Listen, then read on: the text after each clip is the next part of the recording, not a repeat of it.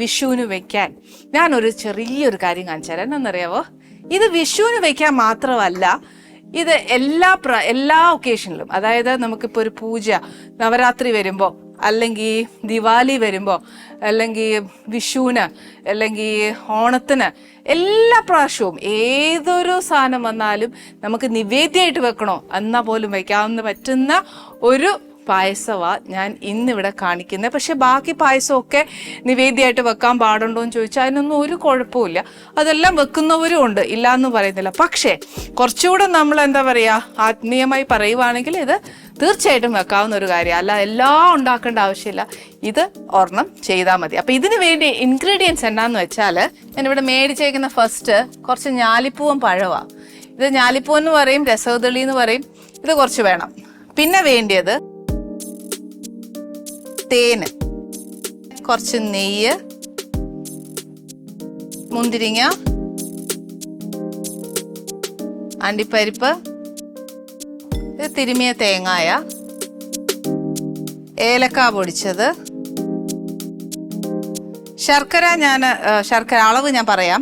ഇത് ചെമ്പാ പച്ചരിയാ, അല്ലെങ്കിൽ ചില സ്ഥലങ്ങളിൽ ഉണക്ക പച്ചരി പറയും, ഉണക്കലരി പറയും. ഇത് നമ്മുടെ സാധാ പശുവും പാല്, പഞ്ചസാര.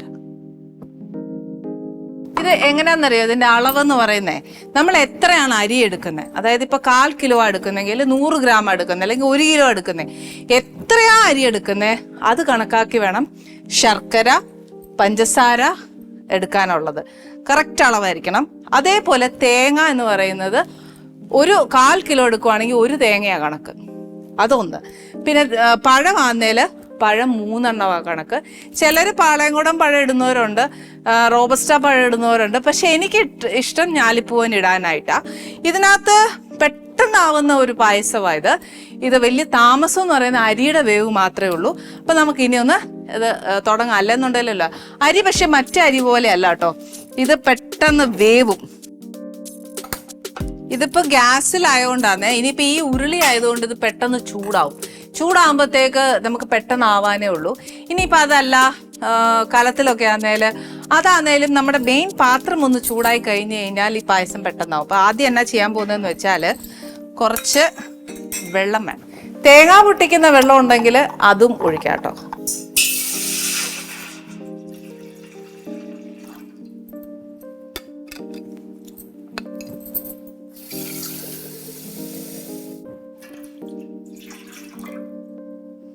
ഞാൻ എപ്പോഴും വീട്ടിലെ ആവശ്യത്തിലൊക്കെ ആണെങ്കിൽ നമ്മൾ ഇതിന് എത്ര എടുക്കണമെന്ന് അറിയാം. ഒരു 1/4 കിലോ അരിയുടെ കണക്ക് എടുത്തേച്ചാൽ മതി.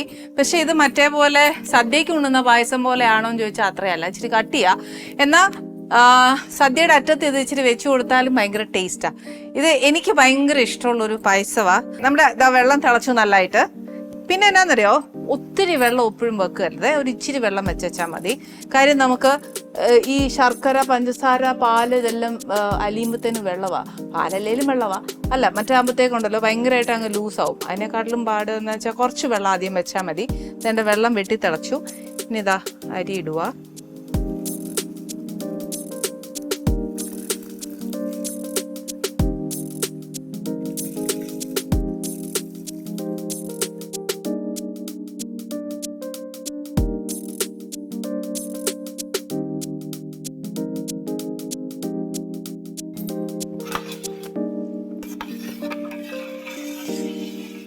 ഈ ഉണക്കലരി അല്ലെങ്കിൽ ചെമ്പാവരിക്ക് വലിയ വേവില്ല, നമ്മുടെ സാധാ ചോറ് വെക്കുന്നതിൻ്റെ അത്രയും വേവൊന്നുമില്ല. ഒന്ന് ശ്രദ്ധിച്ചേച്ചാൽ മതി. ഇതിനി ഒന്ന് കുറച്ച് തിളയ്ക്കുന്നുണ്ട് ഓൾറെഡി. പക്ഷെ എന്നാലും ഒന്ന് തിളച്ച് ഒരു 3/4 വേവ്. എന്നെ സംബന്ധിച്ച് ഞാൻ പറയട്ടെ, എനിക്ക് ചോറിൻ്റെ അരി എപ്പോഴും നല്ല വെന്താലേ പായസം ആന്നേലും ഇഷ്ടമുള്ളൂ. അതുകൊണ്ട് എന്നെ സംബന്ധിച്ച് ഞാൻ ഒരു ഇച്ചിരി നല്ലതായിട്ട് വേവിക്കും. എന്നും പറഞ്ഞാൽ അളിഞ്ഞു പോകുന്ന വേവലല്ല, ഒരു ഇച്ചിരി സാധാരണ നമ്മൾ വീടുകളിൽ ചോറുണ്ണുന്ന പോലത്തെ ഒരു വേവ്. അതായത് അരി വേവണം, അകത്ത് അരി കടിക്കരുത്, അത്ര അനുസരിച്ചുള്ള വേവ് ഞാൻ എടുക്കാറുണ്ട്. ഓരോരുത്തരുടെ ഇഷ്ടം അനുസരിച്ച് അതനുസരിച്ച് ചെയ്യാം കേട്ടോ.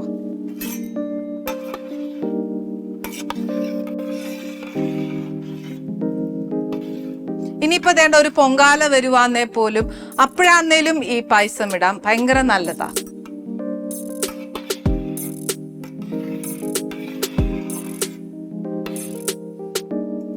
ഇനി ഇതൊരു കുറച്ച് ഈ വെള്ളം ഒന്ന് വറ്റി കഴിയണം. വറ്റുമ്പത്തേന് നമുക്ക് പാല് ചേർക്കാം. അതായത് വറ്റുക എന്ന് പറഞ്ഞാൽ അരി വേവും വേണം. അറ്റ് ദ സെയിം ടൈം ഇനി വെള്ളമായിട്ടൊന്നും ചേർക്കരുത്. പാലിൽ കിടന്ന് നെക്സ്റ്റ്, അതായത് ഒരു 1/4 വെന്ത് കഴിയുമ്പം നെക്സ്റ്റ് ആ 1/4 ഭാഗം വേവേണ്ടത് പാലിൽ അന്നേച്ച പിന്നെ ഈ വെള്ളം എല്ലാം ഈ പാല് പഞ്ചസാര ഇതെല്ലാം ചേർത്ത് കഴിയുമ്പോഴത്തേക്ക് ലാസ്റ്റ് നമ്മൾ ഇതെല്ലാം ചേർക്കുമ്പോൾ ഉണ്ടല്ലോ പായസം കട്ടിയാവും. ഒരുപാട് കട്ടി ഒക്കെ ഡിപ്പെൻസ് നിങ്ങൾക്ക് എങ്ങനെ വേണ്ടത് എന്ന് പറഞ്ഞാൽ ഗ്ലാസ്സിൽ കുടിക്കുന്ന പരുവല്ല ഇത്. നമ്മളൊരു സ്പൂൺ വീതം കഴിക്കുന്ന പരുവമാണ്. ഇടയ്ക്കൊന്ന് ഇളക്കി കൊടുക്കാൻ മാത്രം മറക്കരുത്. കാര്യം എന്താണെന്ന് വെച്ചാൽ ഇത് അടി പിടിക്കും. അതൊന്ന് ശ്രദ്ധിച്ചോളൂ. പിന്നെ നമുക്ക് സമയം ഉണ്ടെങ്കിൽ ഒരു ഇച്ചിരി തീ കുറച്ച് വെച്ചേച്ച് ചെയ്യുവാണെങ്കിൽ വേഗമാവും. അല്ലെന്നുണ്ടെങ്കിൽ വേഗം വെള്ളം അങ്ങ് പറ്റിപ്പോവും. അന്നേരം പറ്റിപ്പോയി കഴിഞ്ഞ് കഴിഞ്ഞാൽ പിന്നെയും നമ്മൾ വെള്ളം ഒഴിച്ച് അല്ലെ ചൂടുവെള്ളം ഒഴിച്ച് പിന്നെ അരി വെന്ത് വരുന്ന ആ വെള്ളം എന്താ പറയുക ചൂടാകുക, മെനക്കെട്ട് ഏർപ്പെടാം. അപ്പം അതിനെക്കാട്ടിലും നല്ലത് പായസത്തിന് രുചി വേണേലും ഒക്കെ നമ്മൾ ആദ്യം ചേർക്കുന്ന വെള്ളം ഒന്ന് വെന്ത് പറ്റിയെടുക്കുന്നത്. അപ്പോൾ ഒരു ഇച്ചിരി കുറച്ച് വെച്ചിട്ട് നമുക്ക് ആ അരി ഒന്ന് വേവിച്ചെടുക്കാം. നമ്മുടെ അരി ഒരു 1/4 വെന്ത് കഴിഞ്ഞു. ഇനി എന്നാ ചെയ്യണം, 1/4 വേവിക്കാവുള്ളൂ. കാര്യം എന്താണെന്ന് വെച്ചാൽ ഇത് ഇത്രയും ചേരാനുണ്ട്. അപ്പം നെക്സ്റ്റ് ഞാൻ ചേർക്കാൻ പോകുന്നത് പാലാണ്. ആ പാലിലൂടെ കുറച്ച് വേവാനുണ്ട്. ഇതിപ്പം 1/4 കിലോയ്ക്ക് ഞാൻ 1/2 ലിറ്റർ പാലാണ്. ഇതിപ്പം 1 ലിറ്റർ പാൽ ഒഴിക്കും.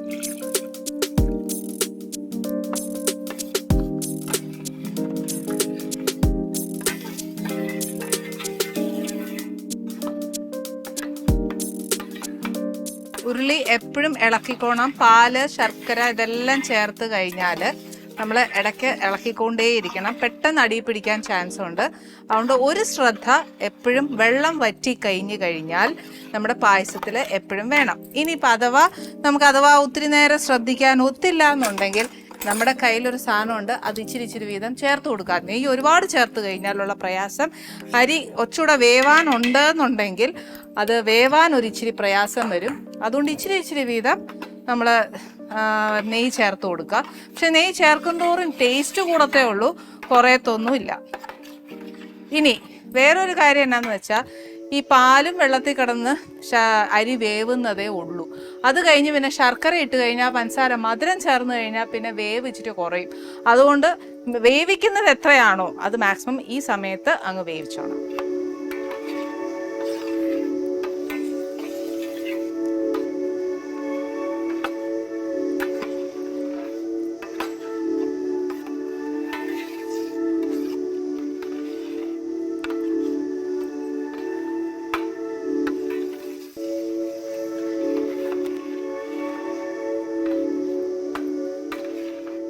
അരി വെന്ത് കഴിഞ്ഞാൽ ഉണ്ടല്ലോ എല്ലാം സ്പീഡാവും. കാര്യം വലിയ താമസവും ഇല്ല. കൈ ഒട്ടും മാറ്റാൻ പറ്റുകയില്ലെന്ന് ചോദിച്ചാൽ ഇച്ചിരി പ്രയാസമാണ്. അത് ചട്ടുകം തന്നെ, അല്ലെങ്കിൽ മൂർച്ചയുള്ളൊരു എന്നാ പറയുക വക്കുള്ള ഒരു തവി എന്ന് പറയുമല്ലേ എന്ന് പറഞ്ഞു കൂട്ട് അങ്ങനത്തെ ഒരു തവി എടുക്കുക. മറ്റേ ഇങ്ങനെ കുറച്ച് വണ്ണമുള്ളത് എടുത്തു കഴിഞ്ഞാൽ അടി പിടിച്ചു കഴിഞ്ഞാൽ നമുക്ക് ഇളക്കാൻ ഇച്ചിരി പാടാം. മറ്റേ ആണെങ്കിൽ അടി പിടിക്കുന്നതിന് മുമ്പ് നമ്മൾ ആ എഡ്ജസ് ഷാർപ്പാന്നേൽ ഇളക്കാൻ ഒരിച്ചിരി എളുപ്പമാണ്. ഒഴിച്ച പാലൊരു ഇച്ചിരി ഏകദേശം വറ്റി വരുമ്പോഴത്തേന് നമുക്ക് ശർക്കര ചേർക്കാം. അതിൻ്റെ കൂട്ടത്തിൽ തന്നെ പിന്നെ എല്ലാം സ്പീഡിയാണ്. എന്നാന്ന് വെച്ചാൽ നമ്മുടെ അടുപ്പയിലാണ് വെക്കുന്നതെങ്കിൽ, വിറകടുപ്പിലാണ് വെക്കുന്നതെങ്കിൽ അതിനകത്തെ കനലിൻ്റെ ചൂട് അല്ലെങ്കിൽ ചട്ടിയുടെ ചൂട്, പാത്രത്തിൻ്റെ ചൂട് ഇതൊക്കെ മതിയാവും പെട്ടെന്ന് ആ വെള്ളം ഒന്ന് വറ്റി വരാനായിട്ട്. ഈ വേവുന്ന ഒരു പാടേ ഉള്ളൂ. പാല് ചേർത്താലും ഈ അരി ഈ പറഞ്ഞ പോലെ നമ്മൾ ഇതിൻ്റെ കഞ്ഞിവെള്ളവും അങ്ങനെ ഒന്നും ഊറ്റി കളയുന്നില്ല. അന്നേരം അതിൻ്റെ ആ സ്റ്റാർച്ചിനകത്ത് കിടക്കുമല്ലോ, അന്നേരം അതെല്ലാം ഇങ്ങനെ കുറുകാനായിട്ട് പെട്ടെന്ന് പറ്റും. പാൽ ഒഴിച്ചേക്കുന്നതുകൊണ്ടാണ് കുറച്ചൊരു അടി പിടിക്കുന്ന പോലെ വരുന്നത്. അപ്പോൾ അതെപ്പോഴും നമ്മൾ അതുകൊണ്ടാണ് ഞാൻ ഷാർപ്പ് അറ്റുള്ള തവി എടുത്തോണമെന്ന് പറയുന്നത്. ഇതൊക്കെ ഈ പായസം ഉണ്ടാക്കുമ്പോൾ ശ്രദ്ധിക്കാനുള്ളൊരു കാര്യമാണ്. ഇതൊരു അപൂർവ സംഗമമാണ്. അമൃത TV പ്രേക്ഷകർക്ക് നൽകുന്ന അമൂല്യ വിഷു കൈനീട്ടം. 20 വർഷത്തെ നിറവാർന്ന അനുഭവത്തിൽ നിന്നും ഉരുത്തിരിഞ്ഞ സരസ സല്ലാപം. ഇന്ന് ഇവിടെ നിൽക്കുന്നതിൽ ഒരു പ്രത്യേക സന്തോഷമുണ്ട്.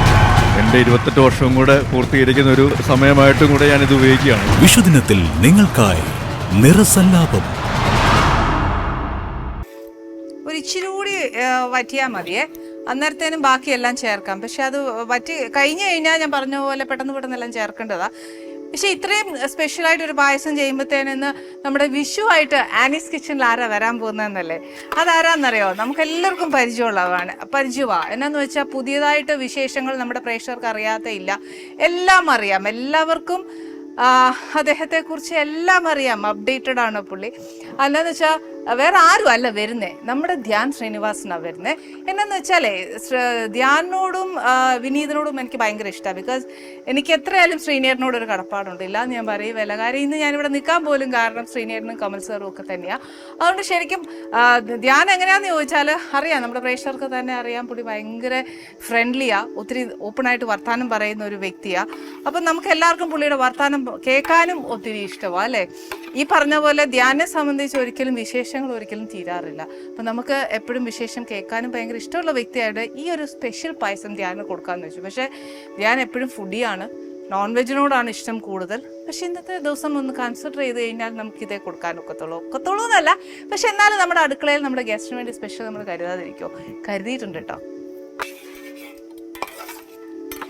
വേണ്ട പായസത്തിനകത്ത് നമ്മൾ പശുവും പാല് ചേർത്തത് ഏകദേശം വറ്റി. ഇനി എന്നാ ചെയ്യാൻ പോകുന്നതെന്നറിയാവോ? നമ്മൾ ഈ ശർക്കര 1/2 കിലോ ആണെങ്കിൽ 1/2 കിലോ ശർക്കര തന്നെ ചേർക്കണം. ഇതെന്നാ പൊട്ടിച്ച് ചേർക്കാത്തതെന്ന് വെച്ചാൽ ഇത് അലുത്ത് ഇതിനകത്തോട്ടായിക്കോളും. അതാണ് അതിൻ്റെ ആ ഒരു പരുവം എന്ന് പറയുന്നത്. ഞാനിതും ഇങ്ങനെ ഞാൻ ഈ ഒരു ഉണ്ടയായിട്ട് ആ അമ്മ എടുത്തിട്ടപ്പോഴത്തേന് ഞാൻ ചോദിച്ചു, അമ്മ ഇതങ്ങ് പൊട്ടിച്ചേച്ച് നമുക്ക് ഇടാൻ ഒക്കുകയല്ലേന്ന് ചോദിച്ചു. അന്നേരം പറഞ്ഞു, മോളെ ഇങ്ങനെ ആ ഒരു ശർക്കരയും പാലും അരിയും എല്ലാം കൂടെ കിടന്ന് നമ്മൾ ശർക്കര അടയൊക്കെ വരട്ടി ഉണ്ടാക്കുകയല്ലേ എന്ന് പറഞ്ഞ പോലെ ഒരു പ്രോസസ്സാണ് ഇത്. അപ്പം അതിൻ്റേതായി ഇനി എന്തെങ്കിലും കാരണം ഉണ്ടോ എന്നുള്ളത് അന്ന് പഠിക്കുന്ന സമയത്ത് ഞാൻ ചോദിച്ചില്ല. പക്ഷേ കാര്യം കാണും, എന്തെങ്കിലും ഒരു കാര്യം കാണാതെ മുതിർന്നവർ നമുക്കൊരു കാര്യം പറഞ്ഞു തരികയില്ല. അതുകൊണ്ട് ഞാൻ പിന്നെ ഈ ഒരു പായസം വയ്ക്കുമ്പോൾ മാത്രം ശർക്കര ഇങ്ങനെ എങ്ങനെ കിട്ടുന്നോ അങ്ങനെയേ കിട്ടും.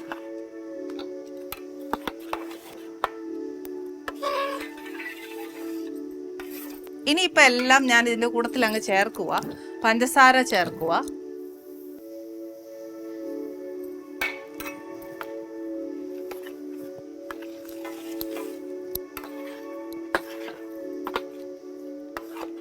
ഇതിപ്പോൾ വെള്ള ശർക്കരയാണ് ഞാൻ ചേർത്തേക്കുന്നത്. അതുകൊണ്ട് നിറം എന്ന് പറയുന്നത് നമ്മൾ ഭയങ്കര എന്താ പറയുക, ഒരുപാട് കടുത്ത ശർക്കരയുടെ നിറം പോലെ ഇരിക്കും പായസത്തിൻ്റെ കളർ വരുന്നത്.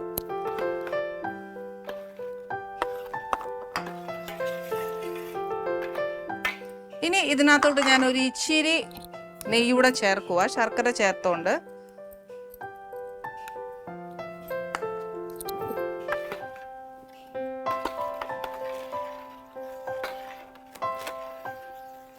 ഈ ശർക്കര ഉരുകുന്ന സമയം കൊണ്ട് ഞാൻ ബാക്കി ചേർക്കുക. എന്തൊക്കെയാണെന്ന് അറിയാവോ? തേന്,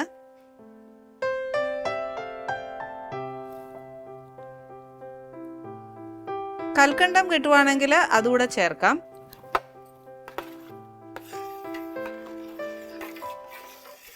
ഈ തേൻ ചേർത്ത പുറകിൽ തന്നെ നമുക്ക് കൽക്കണ്ടം ഉണ്ടെങ്കിൽ അതുകൂടെ ഇതിൻ്റെ കൂടെ ചേർക്കണേ.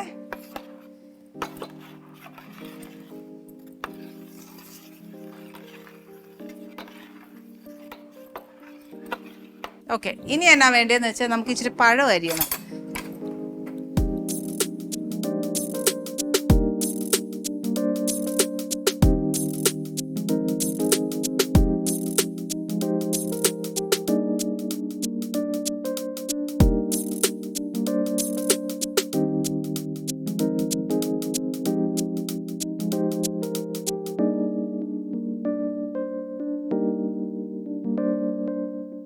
ഇടയ്ക്കിടയ്ക്ക് നെയ്യ് ചേർക്കുന്നതുകൊണ്ടുള്ളൊരു ഗുണം ഇതാണ്. എന്നാന്ന് വെച്ചാൽ പെട്ടെന്ന് അടി പിടിക്കുകയില്ല. ഈ ശർക്കര ഇനി കംപ്ലീറ്റ് ആയിട്ടൊന്ന് അലുത്ത് കഴിഞ്ഞാൽ ബാക്കി, അതായത് തേങ്ങ, പഴം, അണ്ടിപ്പരിപ്പ്, മുന്തിരിങ്ങ. ഇപ്പം ഈ അണ്ടിപ്പരിപ്പ് മുന്തിരിങ്ങ ഇപ്പം വേണമെങ്കിൽ ഒന്ന് ഇടാം കേട്ടോ. മറ്റേ ആ ഒരു വേവാനൊരു ഇത് കിട്ടും. ഇത് അണ്ടിപ്പരിപ്പ് മുന്തിരിങ്ങ ഒന്നും വറുത്തല്ല ഇടുന്നേ.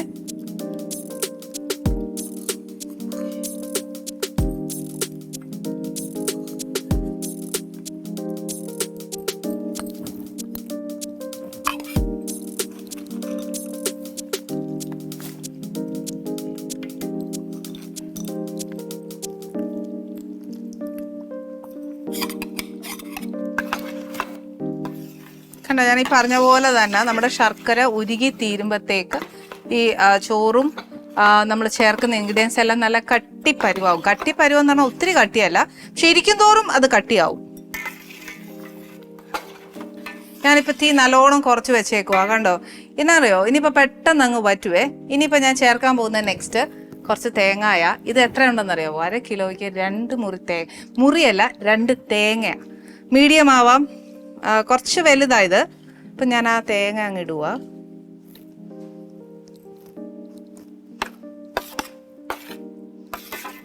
വലിയ തേങ്ങയാണെങ്കിൽ ഒരു 1.5 മുറിയോളവും മതിയാവും. മീഡിയം തേങ്ങയാണെങ്കിൽ ഒരെണ്ണം. മീഡിയം തേങ്ങയാണെങ്കിൽ വലിയ തേങ്ങയാണെങ്കിൽ 1 തേങ്ങ മതി. മീഡിയം ആണെങ്കിൽ 1.5 മുറി. അത് കണക്കാക്കുക. കണ്ടോ, തേങ്ങ ഇടുമ്പോഴും അത് കുറച്ചൊന്ന് കുറുകിയേ. ഇനി എന്നാന്ന് വെച്ചാൽ ഇനി ബാക്കി കുറുകുന്നത് എങ്ങനെയാണെന്നറിയാവോ? ഈ അടുപ്പിൻ്റെ പാത്രത്തിൻ്റെ ചൂട് കൊണ്ടാ ബാക്കി. എനിക്കാണെങ്കിൽ ഈ പായസത്തിനകത്ത് നിറച്ച് തേങ്ങ ഇരിക്കുന്നത് ഒത്തിരി ഇഷ്ടമാണ്. അതെന്നാന്നറിയാം, ഇച്ചിരി വെന്ത തേങ്ങ പുട്ടിനാന്നേലും ഈ പറഞ്ഞ പോലെ എന്താ പറയുക, കുമ്പിളപ്പം ഉണ്ടാക്കുമ്പോഴാന്നേലും ചക്കയപ്പം ഉണ്ടാക്കുമ്പോഴൊക്കെ ആണേലും ഈ വെന്ത ഒരു തേങ്ങ തിന്നാനായിട്ട് ഒത്തിരി നല്ല ടേസ്റ്റാണ്. അപ്പം ഞാനിപ്പോൾ അതിനകത്ത് ആ തേങ്ങ ഇട്ടു. ഇനി എന്നാ വേണ്ടതെന്ന് വെച്ചാൽ ഈ അരിഞ്ഞു വെച്ചിരിക്കുന്ന ഞാലിപ്പൂവൻ പഴം, അതായത് 1/4 കിലോയ്ക്ക് ഞാൻ ഇടുന്നത് 3 പഴമാണ്. അപ്പം ഇതിപ്പോൾ 6 പഴം ഇട്ടിട്ടുണ്ടേ. ഈ സമയത്തൊക്കെ നമ്മൾ അടുപ്പിലാണ് കത്തിക്കുന്നതെന്ന് വെച്ചാൽ തീ ഒട്ടും വേണ്ട. ആ ഉള്ള കനലിനകത്ത് കിടന്നേച്ച് നമുക്കത് വറ്റി കിട്ടിയാൽ മതി.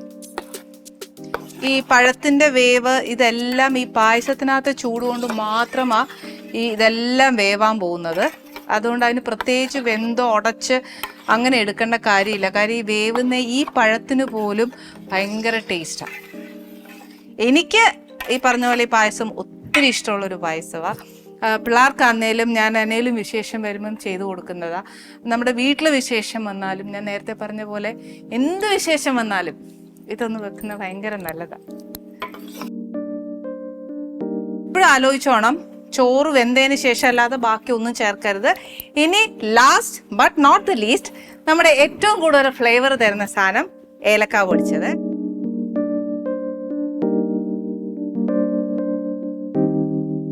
Ali's Kitchen. Let's cook with love.